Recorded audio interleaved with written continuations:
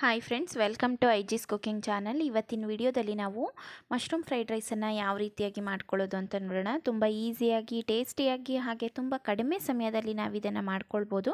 ಯಾವಾಗಲೂ ನಾವು ಮನೆಗೆ ಮಶ್ರೂಮ್ನ ತಂದಾಗ ಗ್ರೇವಿ ಮಾಡ್ಕೊಂಡಿರ್ತೀವಿ ಅಥವಾ ಮಶ್ರೂಮ್ ಬಿರಿಯಾನಿಯನ್ನು ಟ್ರೈ ಮಾಡಿರ್ತೀವಿ. ಈ ರೀತಿ ಫ್ರೈಡ್ ರೈಸನ್ನು ಟ್ರೈ ಮಾಡಿ ಬಿರಿಯಾನಿಗಿಂತನೂ ತುಂಬಾ ಟೇಸ್ಟಿಯಾಗಿ ಚೆನ್ನಾಗಿ ಬಂದಿತ್ತು. ಇದನ್ನು ಸುಲಭವಾಗಿ ಮಾಡ್ಕೊಳ್ಬೋದು. ಇದಕ್ಕೆ ನೀವು ತರಕಾರಿಗಳನ್ನ ಬೇಕಾದರೆ ಸೇರಿಸಿ ಮಾಡ್ಕೊಳ್ಬೋದು, ಹಾಗೇನೂ ಮಾಡ್ಕೊಳ್ಬಹುದು. ನಾನಿಲ್ಲಿ ವೆಜಿಟೇಬಲ್ಸ್ನ ಸಹ ಆ್ಯಡ್ ಮಾಡಿಕೊಂಡು ಮಾಡಿ ತೋರಿಸ್ತಾ ಇದ್ದೀನಿ ನೋಡಿ. ತುಂಬ ಈಸಿಯಾಗಿ ಮಾಡ್ಕೊಳ್ಬೋದು ಫ್ರೆಂಡ್ಸ್. ತರಕಾರಿಗಳನ್ನ ಹೆಚ್ಚಿಟ್ಕೊಂಡ್ರೆ, ಮಶ್ರೂಮ್ನ ಕ್ಲೀನ್ ಮಾಡಿಟ್ಕೊಂಡ್ರೆ ಈಸಿಯಾಗಿ ಪ್ರಿಪೇರ್ ಮಾಡ್ಕೊಳ್ಬಹುದು. ಹಾಗೆ ಹೇಗೆ ಮಾಡೋದು ನೋಡೋಣ. ನೋಡಿ, ಮಶ್ರೂಮ್ ಒಂದು 200 ಗ್ರಾಮ್ ಅಷ್ಟು ತೊಗೊಂಡಿದ್ದೀನಿ ಕ್ಲೀನ್ ಮಾಡಿ. ಹಾಗೆಯೇ ತರಕಾರಿಗಳನ್ನ ತೊಗೊಂಡಿದ್ದೀನಿ, ಕ್ಯಾಪ್ಸಿಕಮ್, ಹಾಗೆಯೇ ಬೀನ್ಸು, ಹಾಗೆಯೇ ಕೋಸು ಮತ್ತು ಕ್ಯಾರೆಟು. ನೋಡಿ, ಈಗ ಒಂದು ಪ್ಯಾನ್ ಗ್ಯಾಸ್ ಮೇಲೆ ಇಟ್ಕೊಂಡು ಒಂದು 5ರಿಂದ 6 ಸ್ಪೂನಷ್ಟು ಆಯಿಲನ್ನು ಹಾಕ್ಕೊಂಡಿದ್ದೀನಿ. ಆಯಿಲ್ ಸ್ವಲ್ಪ ಜಾಸ್ತಿ ತೊಗೊಳ್ಬೇಕಾಗತ್ತೆ. ಫ್ರೈಡ್ ರೈಸ್ ಆಗಿರೋದ್ರಿಂದ ನಾವಿಲ್ಲಿ ತರಕಾರಿಗಳನ್ನ ಬೇಯಿಸ್ಕೊಳ್ಳಿಕ್ಕೆ ನೀರು ಯೂಸ್ ಮಾಡಲ್ಲ, ಹಾಗಾಗಿ ಎಣ್ಣೆ ಸ್ವಲ್ಪ ಜಾಸ್ತಿ ತೊಗೊಳ್ಬೇಕಾಗತ್ತೆ. ಒಂದು 5 ಸ್ಪೂನಷ್ಟು ತೊಗೊಳ್ಳಿ. ಹಾಗೆ ಬೆಳ್ಳುಳ್ಳಿ ಹಾಕ್ಕೊಂಡಿದ್ದೀನಿ, 1 ಗಡ್ಡೆ ಅಷ್ಟು ಚೆನ್ನಾಗಿ ಸಣ್ಣದಾಗಿ ಕಟ್ ಮಾಡಿ ಹಾಕ್ಕೊಳ್ಬೇಕು. 1 ಈರುಳ್ಳಿಯನ್ನು ಹಾಕ್ಕೊಂಡಿದ್ದೀನಿ ನೋಡಿ. ಈರುಳ್ಳಿನ ನೋಡಿ ಈ ರೀತಿ ಕಟ್ ಮಾಡಿ ಹಾಕ್ಕೊಂಡಿದ್ದೀನಿ. ಚೆನ್ನಾಗಿ ಫ್ರೈ ಮಾಡ್ಕೊಳ್ಬೇಕಾಗತ್ತೆ. ನಾವು ಬೆಳ್ಳುಳ್ಳಿ ಹಾಕಿದ ತಕ್ಷಣ ಬೆಳ್ಳುಳ್ಳಿಯನ್ನು ಚೆನ್ನಾಗಿ ರೋಸ್ಟ್ ಮಾಡಬೇಕು ಫಸ್ಟು, ನಂತರ ಈರುಳ್ಳಿಯನ್ನು ಹಾಕ್ಕೊಳ್ಬೇಕಾಗತ್ತೆ ಫ್ರೆಂಡ್ಸ್. ಈ ಬೆಳ್ಳುಳ್ಳಿ ಒಂದು ಫ್ರ್ಯಾಗ್ರೆನ್ಸ್ ಏನಿದೆ ಅದು ತುಂಬ ಚೆನ್ನಾಗಿ ಬರಬೇಕು ಫ್ರೈಡ್ ರೈಸಲ್ಲಿ. ಆ ರೀತಿ ನಾವು ಬೆಳ್ಳುಳ್ಳಿನ ಕುಕ್ ಮಾಡ್ಕೋಬೇಕು. ನಂತರನಷ್ಟೇ ಈರುಳ್ಳಿಯನ್ನು ಸೇರಿಸ್ಕೋಬೇಕು. ಹಾಗೆಯೇ ಒಂದು 4 ಹಸಿರು ಮೆಣಸಿನ್ಕಾಯಿನ ಸೇರಿಸ್ಕೊಳ್ತಾ ಇದ್ದೀನಿ. ಹಾಗೆ ಇದರೊಟ್ಟಿಗೆ ಈ ಕಟ್ ಮಾಡಿ ಇಟ್ಕೊಂಡಿರೋಂಥ ವೆಜಿಟೇಬಲ್ಸ್ ಏನಿದೆ, ಕ್ಯಾಪ್ಸಿಕಮ್ಮು, ಹಾಗೆಯೇ ಎಲೆಕೋಸು, ಕ್ಯಾರೆಟು, ಬೀನ್ಸು ಹಾಕ್ಕೊಳ್ತಾ ಇದ್ದೀನಿ. ಹಸಿ ಬಟಾಣಿ ಇದ್ದರೆ ಸೇರಿಸ್ಕೊಳ್ಳಿ. ನಮಗೆ ನೆನೆಸಿ ತೊಗೊಂಡಿರುವಂತಹ ಬಟಾಣಿ ತುಂಬ ಬೇಗ ಕುಕ್ ಆಗಲ್ಲ, ಹಾಗಾಗಿ ನಾನು ತೊಗೊಂಡಿಲ್ಲ. ಹಸಿ ಬಟಾಣಿ ಇದ್ದರೆ ಅದನ್ನು ಹಾಕ್ಕೊಳ್ಳಿ. ನೋಡಿ, ಈ ರೀತಿ ಚೆನ್ನಾಗಿ ಬೇಯಿಸ್ಕೊಳ್ಬೇಕಾಗತ್ತೆ. ತರಕಾರಿಗಳನ್ನು ನಾವು ಒಂದು 60ರಿಂದ 70% ಅಷ್ಟು ಬೇಯಿಸ್ಕೊಂಡ್ರೆ ಸಾಕಾಗತ್ತೆ. ಯಾಕಂದರೆ ನಾನು ಮಾಡ್ತಾ ಇರೋವಂಥದ್ದು ಫ್ರೈಡ್ ರೈಸ್ ರೆಸಿಪಿ ಆಗಿರೋದ್ರಿಂದ ತರಕಾರಿಗಳು ಜಾಸ್ತಿ ಕುಕ್ ಆಗಬೇಕು ಅಂತ ಏನಿಲ್ಲ. ಈ ಎಲ್ಲ ತರಕಾರಿಗಳನ್ನು ಹಾಕಿ ಒಂದು ಸರಿ ನೀಟಾಗಿ ಉಪ್ಪು ಹಾಕ್ಕೊಂಡು ನಾವು ಒಂದು 5 ನಿಮಿಷ ಹೈ ಫ್ಲೇಮಲ್ಲಿ ಇಟ್ಕೊಂಡು ಬೇಯಿಸ್ಕೊಳ್ಬೇಕಾಗತ್ತೆ ನೋಡಿ. ನೋಡಿ, ಈಗ 1 ಸ್ಪೂನಷ್ಟು ಉಪ್ಪನ್ನ ಆ್ಯಡ್ ಮಾಡ್ಕೊಳ್ತಾ ಇದ್ದೀನಿ. ತರಕಾರಿಗಳು ನಾನೀಗ ಹಾಕ್ಕೊಂಡಿರೋ ಅಂಥದ್ದೆಲ್ಲದೂ ಸಹ ಬೇಗ ಕುಕ್ ಆಗುವಂತಹ ತರಕಾರಿಗಳೇ ಆಗಿದೆ.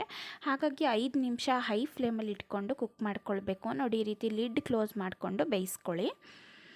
ಆಗ ಬೇಗ ತರಕಾರಿಗಳು ಸಹ ಕುಕ್ ಆಗುತ್ತೆ.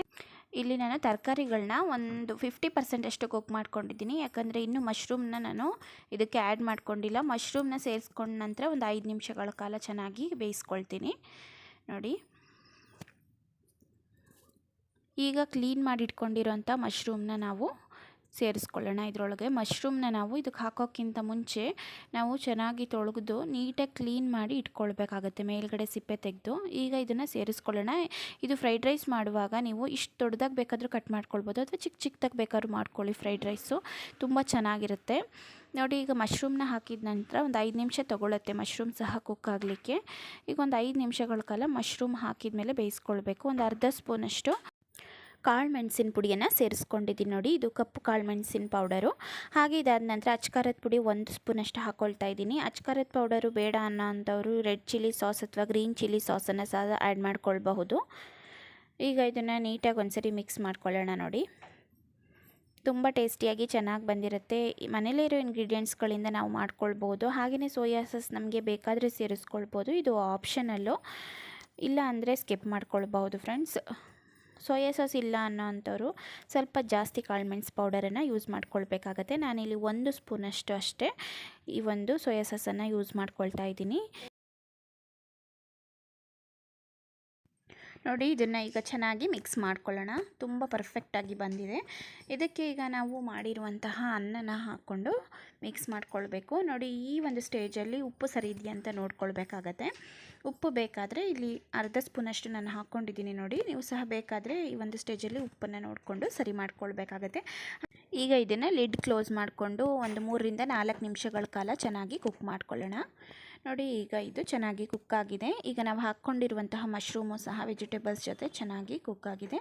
ಈಗ ಇದು ಕಂಪ್ಲೀಟಾಗಿ ರೆಡಿ ಆಗಿದೆ. ಇದಕ್ಕೆ ನಾವೀಗ ಮಾಡಿಟ್ಕೊಂಡಿರುವಂತಹ ಫ್ರೈಡ್ ರೈಸ್ಗೆ ಮಾಡಿ ತೊಗೊಂಡಿರುವಂತಹ ಅನ್ನನ ಮಿಕ್ಸ್ ಮಾಡ್ಕೊಳ್ಬಹುದು ನೋಡಿ. ನಾನು ಇದಕ್ಕೆ ಈಗ ಅನ್ನನ ಹಾಕ್ಕೊಳ್ತಾ ಇದ್ದೀನಿ. ಇಲ್ಲಿ ನಾನು ಒಂದು 1/4 kgಯಷ್ಟು ಅನ್ನವನ್ನು ಮಾಡಿ ತೊಗೊಂಡಿದ್ದೀನಿ.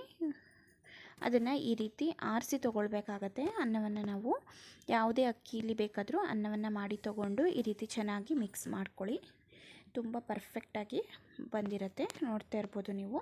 ಈ ರೀತಿ ಮಿಕ್ಸ್ ಮಾಡ್ಕೊಳ್ಳಿ ನಿಧಾನವಾಗಿ. ಅನ್ನ ಇಲ್ಲೂ ಸಹ ಕಟ್ಟಾಗಬಾರ್ದು. ಫ್ರೈಡ್ ರೈಸ್ನ ನಾವು ಈ ರೀತಿ ಮಿಕ್ಸ್ ಮಾಡ್ಕೊಳ್ಳುವಾಗ ಆ ರೀತಿ ನಿಧಾನವಾಗಿ ಮಿಕ್ಸ್ ಮಾಡ್ಕೊಳ್ಬೇಕಾಗತ್ತೆ. ತುಂಬಾ ಪರ್ಫೆಕ್ಟಾಗಿ ತುಂಬ ಚೆನ್ನಾಗಿ ಬಂದಿರುತ್ತೆ ಫ್ರೆಂಡ್ಸ್. ಖಂಡಿತವಾಗ್ಲೂ ಇದೇ ರೀತಿಯಲ್ಲಿ ನೀವು ಸಹ ಮನೆಯಲ್ಲಿ ಟ್ರೈ ಮಾಡ್ಕೊಳ್ಳಿ.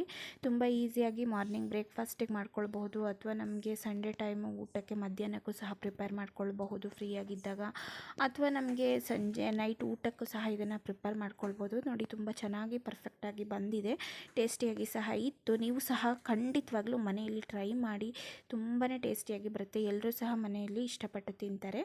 ನೋಡ್ತಾ ಇದ್ದೀರಲ್ವ, ಈಗ ಇದು ರೆಡಿ ಇದೆ. ಇದನ್ನು ನಾವು ಬಿಸಿ ಬಿಸಿಯಾಗಿ ಸರ್ವ್ ಮಾಡಿಕೊಂಡು ತಿನ್ಬೋದು, ತುಂಬ ಚೆನ್ನಾಗಿರುತ್ತೆ ಫ್ರೆಂಡ್ಸ್. ಖಂಡಿತ ಟ್ರೈ ಮಾಡಿ. ಹಾಗೆ ಈ ಒಂದು ವಿಡಿಯೋಗಳೆಲ್ಲ ನಿಮಗೆ ಇಷ್ಟ ಆಗ್ತಿದ್ರೆ ವಿಡಿಯೋವನ್ನು ದಯವಿಟ್ಟು ಲೈಕ್ ಮಾಡಿ, ಹಾಗೆಯೇ ಚಾನಲನ್ನು ಸಬ್ಸ್ಕ್ರೈಬ್ ಮಾಡಿಕೊಂಡು ಖಂಡಿತವಾಗ್ಲೂ ಫ್ರೆಂಡ್ಸ್ ಸಪೋರ್ಟ್ ಮಾಡಿ. ಹಾಗೆ ವಿಡಿಯೋಗಳನ್ನು ನಿಮ್ಮ ಫ್ರೆಂಡ್ಸ್, ಫ್ಯಾಮಿಲಿ ಫ್ರೆಂಡ್ಸ್ಗೂ ಸಹ ಶೇರ್ ಮಾಡಿ. Thank you.